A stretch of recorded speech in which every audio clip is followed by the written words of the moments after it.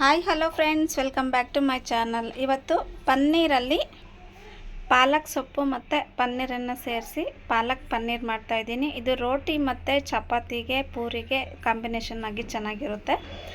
So ನೀವು ಸಹ ಹೇಗೆ ಮಾಡೋದು ಅಂತ ಹೇಳಿ ಒಂದ್ಸಲ ರೀಕ್ಯಾಪ್ ನೋಡೋಣ.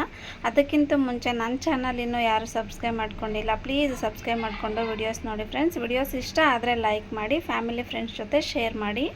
ತುಂಬ ಅಂದರೆ ತುಂಬ ಕಡಿಮೆ ಸಮಯದಲ್ಲೂ ಮಾಡ್ಬೋದು. ಸೊ ಹಾಗೆ ಈಗ ಬೇಸಿಗೆ ಇರೋದ್ರಿಂದ ಪನ್ನೀರು ತುಂಬ ಹೆಲ್ತ್ಗೆ ಒಳ್ಳೆಯದು ಫ್ರೆಂಡ್ಸ್. ನೀವು ಸಹ ಪನ್ನೀರ್ನ ಒಂದ್ಸಲ ಟ್ರೈ ಮಾಡಿ.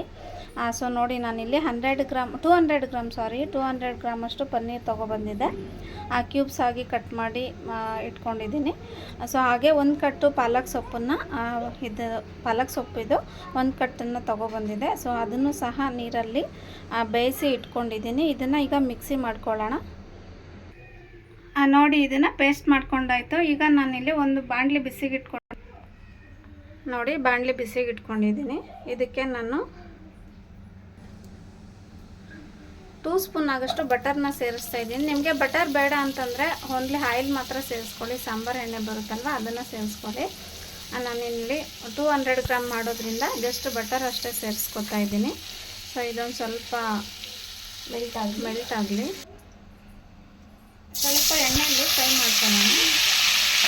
ಸ್ವಲ್ಪ ಫ್ರೈ ಆದರೆ ಉಪ್ಪು ಇರುತ್ತೆ, ಉಪ್ಪೆಲ್ಲ ಸ್ವಲ್ಪ ಇರುತ್ತೆ, ಸ್ವಲ್ಪ ಸಪ್ಪೆ ಇರುತ್ತಲ್ವ, ಸೊ ಅದಕ್ಕಾಗಿ ನೋಡಿ ಸ್ವಲ್ಪ ಈ ಥರ ಫ್ರೈ ಮಾಡ್ಕೊಳ್ಳೋದ್ರಿಂದ ಟೇಸ್ಟ್ ಚೆನ್ನಾಗಿರುತ್ತೆ. ಅದಕ್ಕಾಗಿ ಸ್ವಲ್ಪ ಫ್ರೈ ಮಾಡ್ಕೊಳ್ಳೋಣ. ಸಾಕಿದೆ, ಈಗ ಒಂದು 2 ಮಿನಿಟ್ಸ್ ಫ್ರೈ ಮಾಡಿದರೆ ಸಾಕು. ಎಷ್ಟು ಹೊರಗಡೆ ಇಟ್ಕೊಳ್ಳೋಣ. ಜೀರಿಗೆ ಹಾಕ್ಕೊತಾ ಇದ್ದೀನಿ. ಸೊ ಅದಕ್ಕೆ ಈಗ ಏಲಕ್ಕಿ 2, 1 ಪೀಸು ಚಕ್ಕೆ, 2 ಪೀಸು ಲವಂಗ, ಈಗ 1 ಕಪ್ಪು ಈರುಳ್ಳಿ ತೊಗೊಂಡಿದ್ದೀನಿ. 2 ಈರುಳ್ಳಿ ತೊಗೊಂಡಿದ್ದೆ, ಚೆಂದಾಗಿ ಹಚ್ಕೊಂಡಿದ್ದೆ, ಅದನ್ನು ಸೇರಿಸ್ಕೊಳ್ಳೋಣ. ಸೊ ಹಾಗೆ 1 ಟೊಮೆಟೊ, ಹುಳಿ ಟೊಮೆಟೊ 1 ತೊಗೊಂಡಿದ್ದೀನಿ. ಸಾಲ್ಟ್ ಸೇರಿಸ್ತಾ ಇದ್ದೀನಿ. ರುಚಿಗೆ ತಕ್ಕಷ್ಟು ಉಪ್ಪನ್ನು ಸೇರಿಸ್ಕೊಳ್ಳೋಣ. ಸ್ವಲ್ಪ ಸ್ಮ್ಯಾಶ್ ಆಗುತ್ತೆ ಸ್ವಲ್ಪ ಸಾಲ್ಟ್ ಸೇರಿಸೋದ್ರಿಂದ. ಸೊ ನೋಡಿ, ಸಾಲ್ಟ್ ಸೇರಿಸಾಯಿತು. ಒಂದು ರೌಂಡು ಮಿಕ್ಸ್ ಕೊಡೋಣ.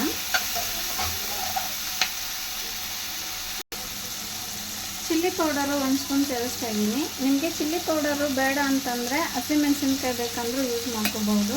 ನಾನಿಲ್ಲಿ ಹಸಿಮೆಣಸಿನ್ಕಾಯಿ ಬಳಸ್ತಾ ಇಲ್ಲ, ಒಂದು ಚಿಲ್ಲಿ ಪೌಡರ್ ಅಷ್ಟೇ. ಸೊ ಹಾಗೆ ಗರಂ ಮಸಾಲ 1 ಸ್ಪೂನ್ ತೊಗೋತಾ ಇದ್ದೀನಿ, ಅದನ್ನು ಸಹ.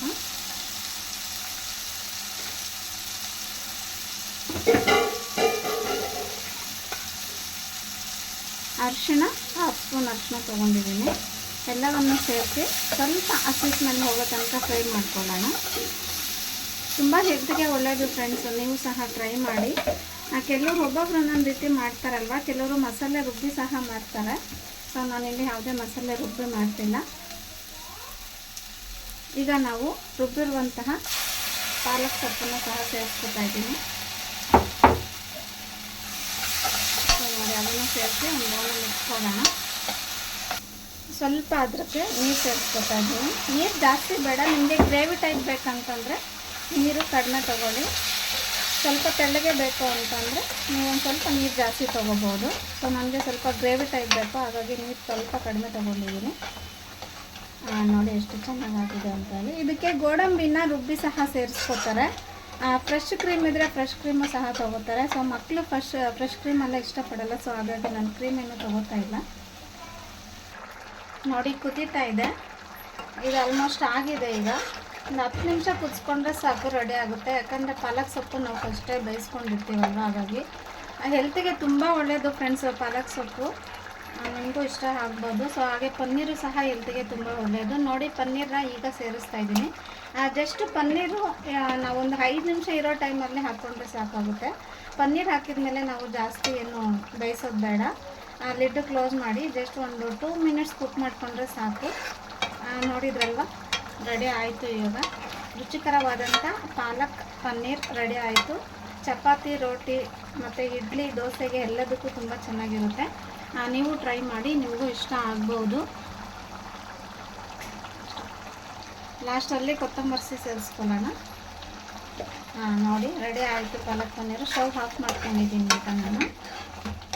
ಒಂದು ಬೌಲ್ಗೆ ಸರ್ವ್ ಮಾಡಿದರೆ ರುಚಿಕರವಾದಂಥ ಪಾಲಕ್ ಪನ್ನೀರ್ ರೆಡಿ ಆಗುತ್ತೆ. ನಿಮಗೆ ಯಾರಿಗಿಷ್ಟ ಪಾಲಕ್ ಪನ್ನೀರು ಕಮೆಂಟ್ ಮಾಡಿ ತಿಳಿಸಿ. ನಮ್ಮ ಮನೆಯಲ್ಲಿ ನನ್ನ ಮಕ್ಕಳಿಗೆ ಇಬ್ಬರಿಗೂ ಇಷ್ಟ, ಹಸ್ಬೆಂಡ್ಗೆ ಅಷ್ಟೊಂದು ಇಷ್ಟ ಆಗಲ್ಲ, ಬಟ್ ಮಕ್ಕಳಿಗೆ ತುಂಬ ಇಷ್ಟ. ಅದು ತುಂಬ ಹೆಲ್ತ್ಗೆ ಒಳ್ಳೆಯದು ಫ್ರೆಂಡ್ಸು, ಪಾಲಕ್ಕು ಮತ್ತು ಪನ್ನೀರು ಸಹ. ನೀವು ತೊಗೊಳ್ಳಿ ಅಂತ ಹೇಳಿ ನಿಮಗೂ ಸಹ ಸಜೆಸ್ಟ್ ಮಾಡ್ತೇನೆ. ಸೊ ನೋಡಿದ್ರಲ್ಲ, ರುಚಿಕರವಾದಂಥ ಪಾಲಕ್ ಪನ್ನೀರ್ ರೆಡಿ ಆಯಿತು. Thank you so much for watching video. Next ವಿಡಿಯೋದಲ್ಲಿ ಮತ್ತೆ ಹೊಸ ರೆಸಿಪಿಯೊಂದಿಗೆ ಬರ್ತೀನಿ. Thank you so much and bye.